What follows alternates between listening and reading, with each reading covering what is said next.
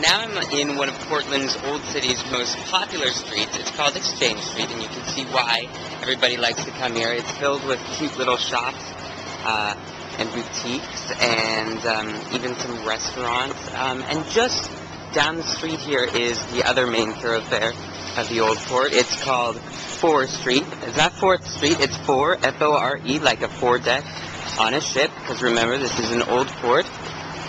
And it's filled with brick-lined, brick-walled buildings. It's got some more stores as well as some famous bars, such as Gritty's, which is right there across the street. That is Portland's original brew pub.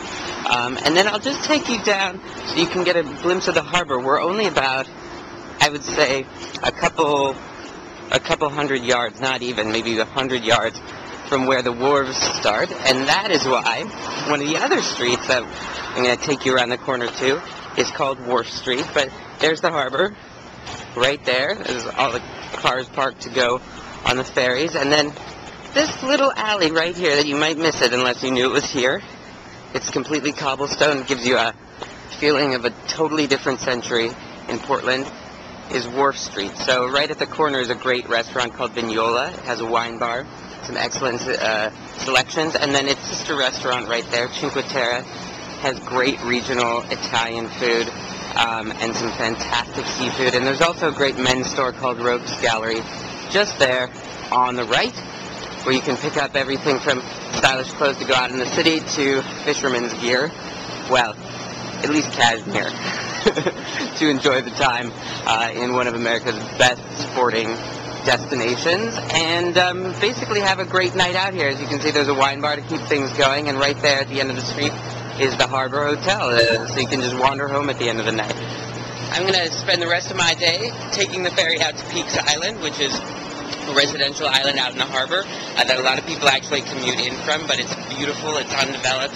I'm going to take a bike and ride around all day, maybe go get a spot of lobster lunch, and see what there's to see out in the harbor. Of course, Portland is a port city. It's actually located on a peninsula in a bay called Casco Bay that is dotted with little islands. So one of the best ways to get to know the city is to get out on one of the ferries. I'm on the one to Peaks Island right now. It costs about $7.70 round trip for an adult.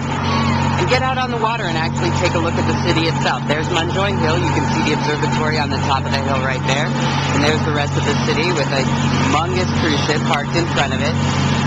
And it's just a great way to take a little bit of a relaxing day, get some sunshine, cool sea breeze, and maybe go out to one of the islands, enjoy some bike riding, and get a seafood lunch, and see what else there is to this amazing city. So I finally made it to Peaks Island on the ferry. It took about, I'd say, 15 minutes on the boat, and then I was here, and this is what I found. Just miles and miles of gorgeous shoreline, beautiful other islands dotting Casco Bay. It's just a perfect, idyllic place. I'm on the back shore right now, so that's on the other side of the island from where the ferry lands. It's about a 4-mile course around the island, plenty of paved roads and also some dirt paths. Since it's mostly residential, there's not very much traffic, so biking is pretty much the best way to get around. I rented mine from Brad and Wyatt's bike shop. It's on an honor system, so I paid $10 and I got it for 3 hours. I'm just going to take off right now for 1 sec. Excuse me. Don't try this at home. It's probably not a good idea. I just wanted to show you some of the gorgeous shoreline that I've gotten to see here. It's the perfect day for it. A little breezy. Definitely sunny. And then I think around the bend we'll see one of those iconic lighthouses that Maine is famous for. So let's see if I can stop and show you at this viewpoint here what I'm talking about.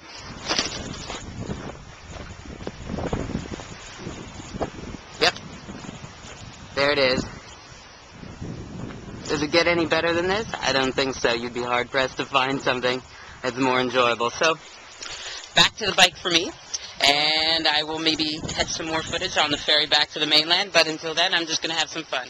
This is Bar Lola. It's a restaurant in Montjoy Hill, which is a neighborhood in East Portland. It was once a dicey sort of neighborhood that you probably wouldn't want to visit, let alone live in, but these days a lot of young people have moved in, and it's full of lots of boutiques and shops and cafes and things like that, so it's getting to be quite a bohemian kind of paradise.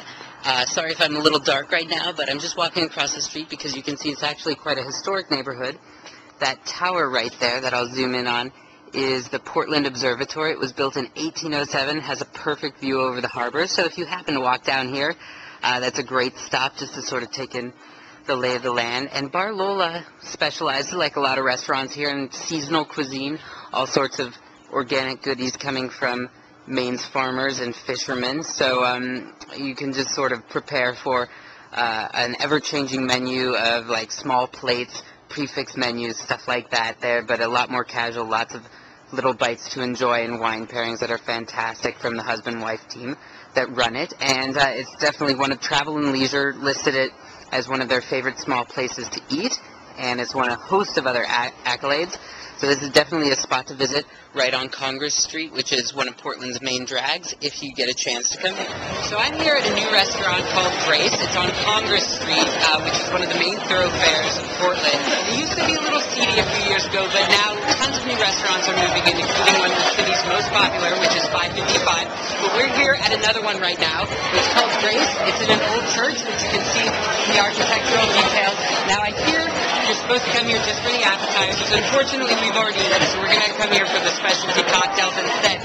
But it's a little surreal eating in a place like this that was a house of worship for so long. But as you can see, it seems to be very popular with the young crowd in the city these days. So I'm really looking forward to trying what they have. And we'll go take a look at the menu now.